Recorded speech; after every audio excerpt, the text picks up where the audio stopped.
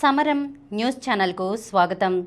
ఈనాటి ముఖ్యాంశాలు: ప్రభుత్వ వైద్య కళాశాలల్లో మరో 10,000 సీట్లు, నేడు మెగా డిఎస్సి ఉత్సవ్, ఆంధ్రాలో కొని తెలంగాణలో విక్రయం, ఉచిత ఇసుకను పక్కదారి పట్టిస్తున్న అక్రమార్కులు, ఎవరి ప్రయోజనాలకు బెనిఫిట్ షో, మధ్యంతర ఉత్తర్వులు జారీ చేసిన తెలంగాణ హైకోర్టు, కొత్త టీచర్లు వచ్చేస్తున్నారు, తొలగించిన ఉద్యోగులకు మళ్లీ డిమాండ్, భగ్గుమన్న లద్దాఖ్, వైభవంగా విజయవాడ ఉత్సవ సంబరాలు, దంత సంరక్షణపై అవగాహన అత్యంత అవసరం, 41 రన్స్తో బంగ్లా చిత్తు, బరువులు ఎత్తడం వల్ల కలిగే ప్రయోజనాలు.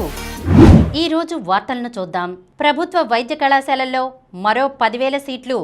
దేశంలోని ప్రభుత్వ వైద్య కళాశాలల్లో మరో 10,000 సీట్లు పెంచాలని కేంద్ర మంత్రివర్గం నిర్ణయించింది. దీనివల్ల వైద్య విద్యా సామర్థ్యం పెరిగి ఎక్కువ మంది స్పెషలిస్ట్ వైద్యులు అందుబాటులోకి వస్తారని, అన్ని ప్రభుత్వ వైద్య కళాశాలల్లో ఆ మేరకు కొత్త విభాగాలు ప్రవేశపెట్టడానికి వీలవుతుందని కేంద్ర ప్రభుత్వం పేర్కొంది. తదనుగుణమైన మౌలిక వసతుల కల్పనకు 15,034 కోట్ల రూపాయలు ఖర్చు చేయనుంది. దేశీయంగా నౌకా నిర్మాణంలో ఊపు తెచ్చేందుకు 69.725 కోట్ల రూపాయల భారీ ప్రోత్సాహకాలు ప్రకటించింది. ప్రధానమంత్రి నరేంద్ర మోదీ అధ్యక్షతన బుధవారం కేబినెట్ సమావేశమైంది.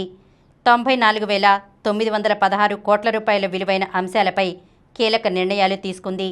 దసరా, దీపావళి పండుగల సందర్భంగా రైల్వే ఉద్యోగులకు ఉత్పాదకతతో ముడిపడిన బోనస్ కింద 78 రోజుల వేతనాన్ని ఇవ్వాలని నిర్ణయించింది.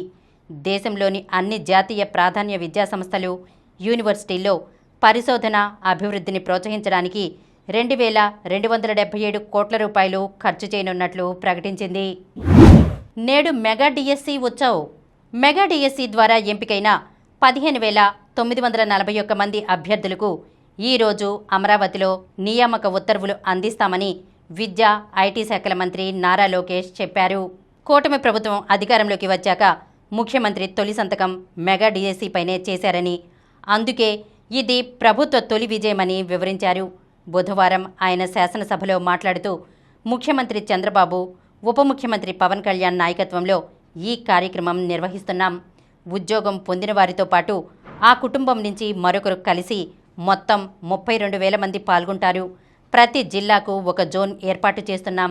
ఎమ్మెల్యేలు, ఎంపీలు ఈ కార్యక్రమానికి హాజరు కావాలి.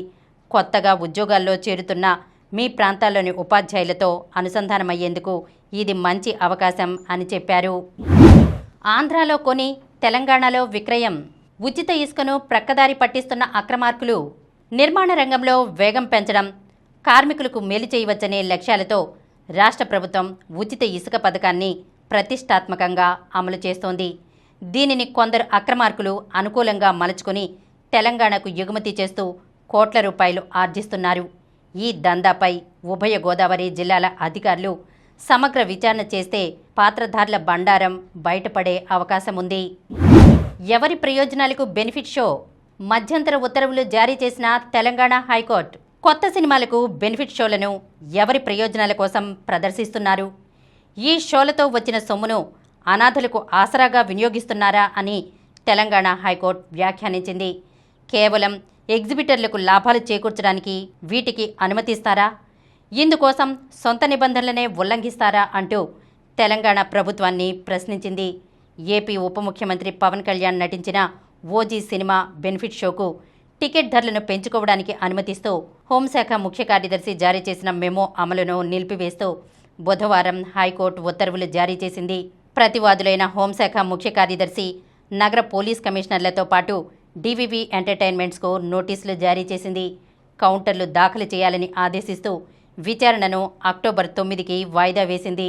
800 రూపాయల టికెట్ ధరతో ఈ నెల 24వ తేదీ రాత్రి 9 గంటలకు ఒక బెనిఫిట్ షోతో పాటు పెంచిన టికెట్ ధరలను అక్టోబర్ 4 వరకు అనుమతిస్తూ హోంశాఖ ముఖ్య కార్యదర్శి జారీ చేసిన మెమోను సవాల్ చేస్తూ హైదరాబాద్కు చెందిన బి మల్లేష్ యాదవ్ హైకోర్టులో పిటిషన్ దాఖలు చేశారు. దీనిపై జస్టిస్ ఎన్వి శ్రవణ్ కుమార్ విచారణ చేపట్టారు. కొత్త టీచర్లు వచ్చేస్తున్నారు. టీచర్ ఉద్యోగం కోసం కళ్ళు కాయలు కాసేలా ఎదురుచూసిన వారి కళ నెరవేరే వేళయింది. 15,941 మంది ఉపాధ్యాయులుగా ఈరోజు నియామక పత్రాలు అందుకోబోతున్నారు.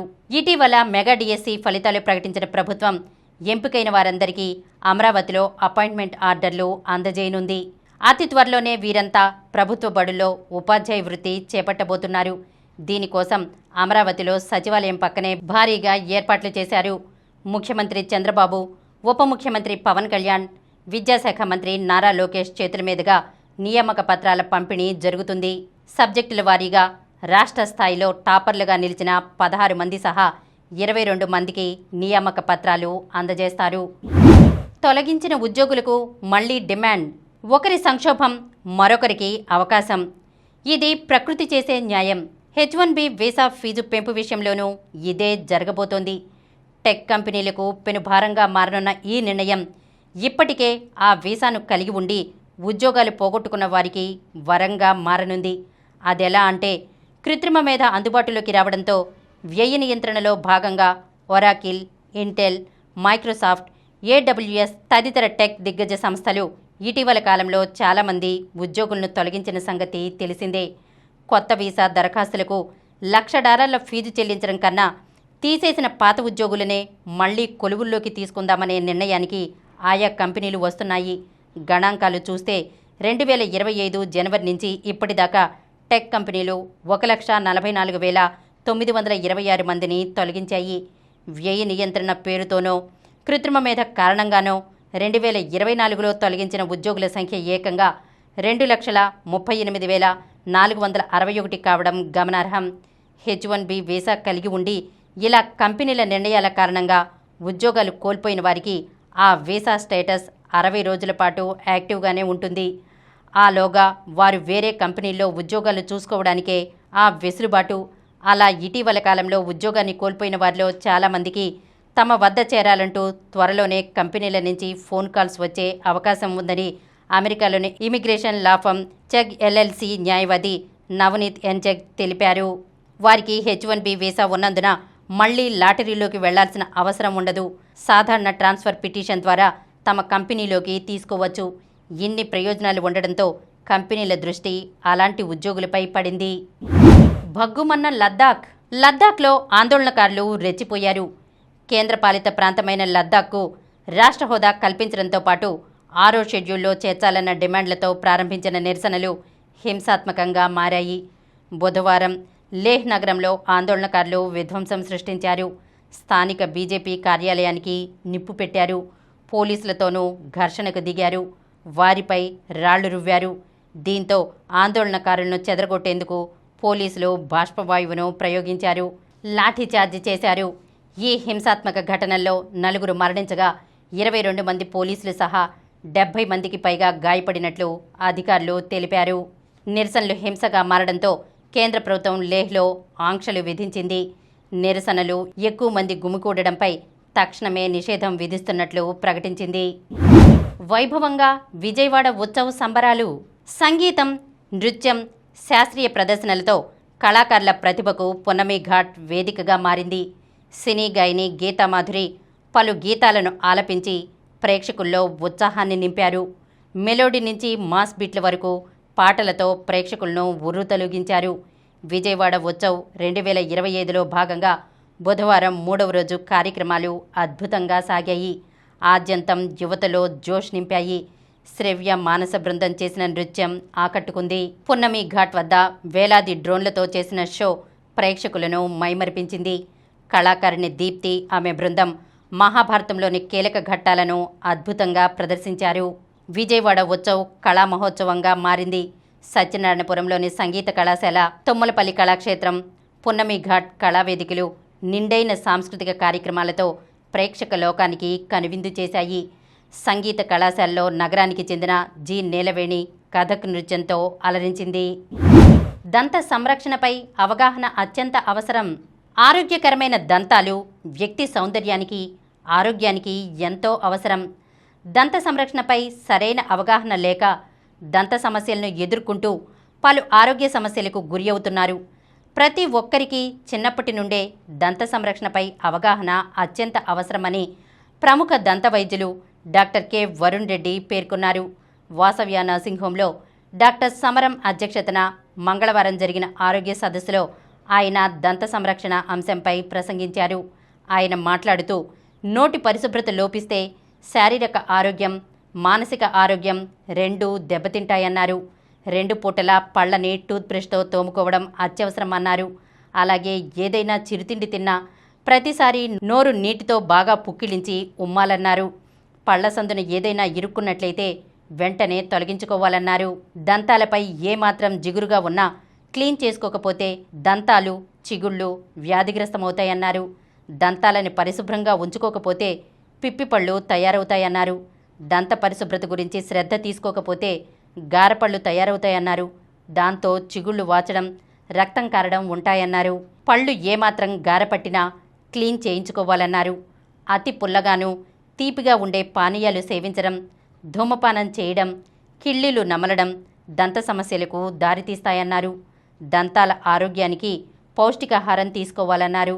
ఏడాదికి కనీసం 2 సార్లు డెంటల్ చెకప్ చేయించుకోవాలన్నారు. దంత నొప్పి, రక్తస్రావం, వాపు వంటి సమస్యలను నిర్లక్ష్యం చేయకూడదన్నారు. ముఖ్యంగా పిల్లలు, గర్భిణీలు, షుగర్ ఉన్నవారు దంత సంరక్షణ విషయంలో మరింత జాగ్రత్త వహించాలన్నారు. ఆధునిక వైద్య సదుపాయాలు, dental scaling, root canal, implants వంటి చికిత్సలతో దంత సమస్యలను నివారించవచ్చన్నారు. సదస్సులో పలువురు అడిగిన ప్రశ్నలకు ఆయన సందేహ నివృత్తి చేశారు. 41 రన్స్తో బంగ్లా చిత్తు. వరుస విజయాలతో జోరు మీదన్న భారత్ ఆసియా కప్ ఫైనల్కు దూసుకెళ్లింది. అభిషేక్ శర్మ, ధనాధన్ అర్ధశతకంతో పాటు బౌలర్లు రాణించడంతో బుధవారం జరిగిన సూపర్ 4 మ్యాచ్లో టీమిండియా 41 పరుగుల తేడాతో బంగ్లాదేశ్ను చిత్తు చేసింది. తొలుత భారత్ నిర్ణీత 20 ఓవర్లలో 6 వికెట్ల నష్టానికి 168 పరుగుల స్కోరు చేసింది. హార్దిక్ పాండ్యా, శుభ్మన్ గిల్ రాణించారు. రిషద్ హుసేన్ 2 వికెట్లు పడగొట్టాడు. అనంతరం ఛేదనలో బంగ్లా 19.3 ఓవర్లలో 127 పరుగులకు ఆలౌట్ అయింది. సైఫ్ హసన్, పర్వేజ్ హుసేన్ ఇమాన్ మినహా మిగతా బ్యాటర్లు సింగిల్ డిజిట్కే పరిమితమయ్యారు. కుల్దీప్ 3, బుమ్రా, వరుణ్ చక్రవర్తి చెరో 2 వికెట్లు దక్కించుకున్నారు. అభిషేక్కు player of the match award దక్కింది. సూపర్ 4లో 4 పాయింట్లతో టీమిండియా తొలి ఫైనల్ బెర్త్ను ఖరారు చేసుకోగా శ్రీలంక టోర్నీ నుంచి నిష్క్రమించింది. ఈరోజు పాకిస్తాన్, బంగ్లాదేశ్ మధ్య జరిగే మ్యాచ్తో రెండో బెర్త్ ఎవరికి దక్కుతుందో తేలుతుంది.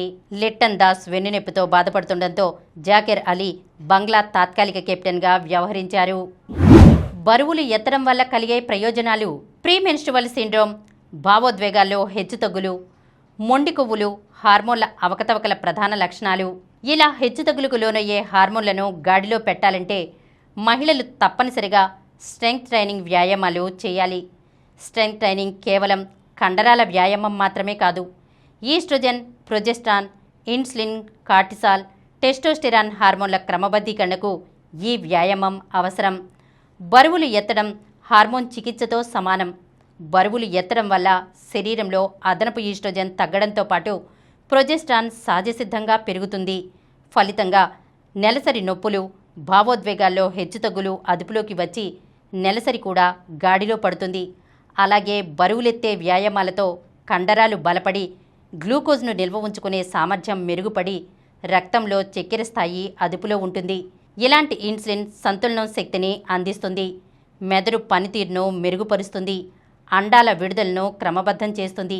ఆకలిని అదుపులో ఉంచుతుంది. బరువులెత్తే వ్యాయామాలతో నాడీ వ్యవస్థ దృఢపడుతుంది. ఇన్ఫ్లమేషన్కు గురికాకుండా ఒత్తిడిని తగ్గించుకునే సామర్థ్యం పెరుగుతుంది. 40 ఏళ్ల వయసు మహిళలు బరువులెత్తే వ్యాయామాలు చేయగలిగితే ఎముకల సాంద్రత పెరుగుతుంది. పొట్ట కొవ్వు తగ్గుతుంది. కండర క్షీణత తగ్గుతుంది. ఇప్పుడు కొన్ని సంక్షిప్త వార్తలను చూద్దాం. నేవీ చేతికి మరో నౌక. భారత నౌకాదళం చేతికి మరో నౌక రానుంది. Anti submarine warfare shallow water క్రాఫ్ట్గా వ్యవహరించే ఈ నౌక పేరు ఆండ్రోత్. దీనిని అక్టోబర్ 6న విశాఖ కేంద్రంగా ఉన్న తూర్పు నౌకాదళంలో ఇక్కడి navy chief vice admiral Rajesh Pendharkar commissioning చేయనున్నారని నేవీ వర్గాలు బుధవారం తెలిపాయి. దేశవ్యాప్తంగా కొత్తగా 10,023 మెడికల్ సీట్లు. వైద్య విద్యకు సంబంధించి కేంద్రం కీలక నిర్ణయం తీసుకుంది. దేశవ్యాప్తంగా ప్రభుత్వ కాలేజీల్లో కొత్తగా 10,023 యూజీ, పీజీ వైద్య విద్య సీట్లను మంజూరు చేసింది. బుధవారం జరిగిన కేంద్ర మంత్రివర్గ సమావేశంలో ఇందుకు గ్రీన్ సిగ్నల్ ఇచ్చింది. అదరగొట్టిన వైభవ్ అభిజ్ఞాన్. యువ బ్యాటర్లో అభిజ్ఞాన్ కందు, వైభవ్ సూర్యవంశీ, విహాన్ మల్హోత్రా చెలరేగడంతో ఆస్ట్రేలియా అండర్-19 జట్టుతో 3 వన్డేల సిరీస్లో భారత అండర్-19 జట్టు 2-0తో తిరుగులేని స్థితిలో నిలిచింది. బుధవారం జరిగిన రెండో వన్డేలో భారత్ 51 పరుగుల తేడాతో గెలిచింది. వెస్టిండీస్తో టెస్ట్ సిరీస్కు భారత జట్టు ఎంపిక నేడు. వెస్టిండీస్తో 2 టెస్టుల సిరీస్కు భారత జట్టును ఈ రోజు ఎంపిక చేయనున్నారు. వాస్తవంగా 15 మంది సభ్యుల జట్టును బుధవారం రాత్రి ప్రకటించాల్సి ఉంది.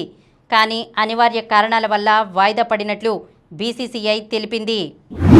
మరిన్ని వార్తా విశేషాలతో రేపటి సమరం న్యూస్ ఛానల్లో మళ్ళీ కలుద్దాం.